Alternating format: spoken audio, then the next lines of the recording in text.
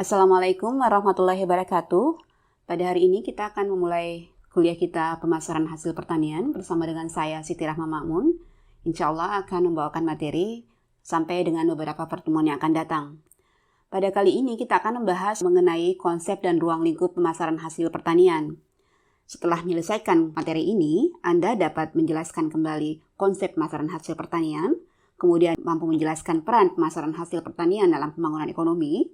Kemudian yang berikutnya mampu mengidentifikasi pemain inti dalam pemasaran hasil pertanian.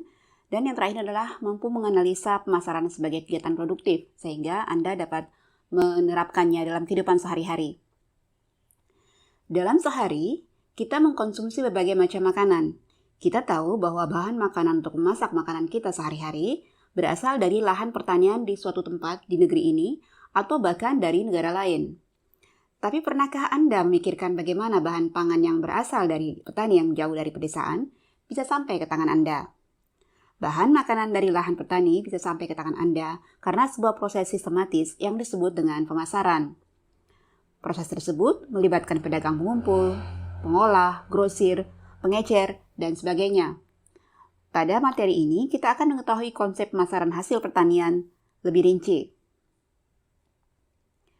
Pada umumnya, bahan atau produk pangan sangat mudah diperoleh, sehingga proses pengadaannya kadang dianggap remeh. Anda cukup datang ke pasar atau di toko terdekat untuk membelinya.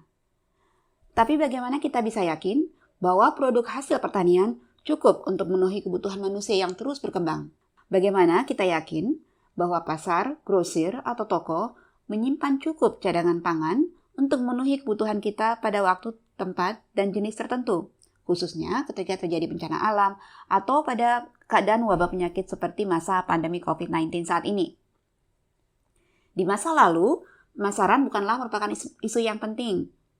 Pada masyarakat yang hidup dengan sistem pertanian subsisten, setiap keluarga memenuhi kebutuhan mereka sendiri.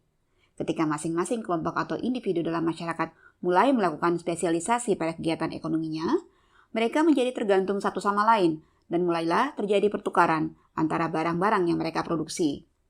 Karena pertukaran terjadi pada komunitas yang terbatas, di mana pembeli dan penjual bertemu secara langsung, masing-masing pihak dapat menentukan nilai atau kebutuhan yang ingin diperolehnya, sehingga proses pertukaran pun terjadi.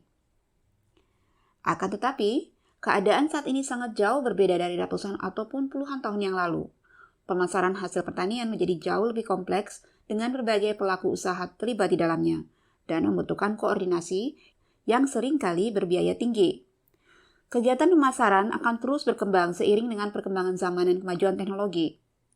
Mempelajari pemasaran hasil pertanian akan bermanfaat bagi Anda karena yang pertama, jika Anda ingin berkarir di bidang pemasaran, keberhasilan Anda akan tergantung pada pengetahuan mengenai seluk-beluk pemasaran. Yang kedua, jika Anda adalah seorang produsen, maka Anda perlu mengetahui perubahan pada sistem pemasaran yang dapat mempengaruhi penjualan produk Anda. Yang berikutnya, jika Anda seorang peneliti ataupun pengambil kebijakan, analisa sistem pemasaran akan membantu merumuskan kebijakan yang berpihak kepada publik. Dan yang terakhir, relevan untuk kita semua sebagai konsumen, suplai dan harga produk yang kita konsumsi sangat ditentukan oleh produksi dan kinerja sistem pemasaran.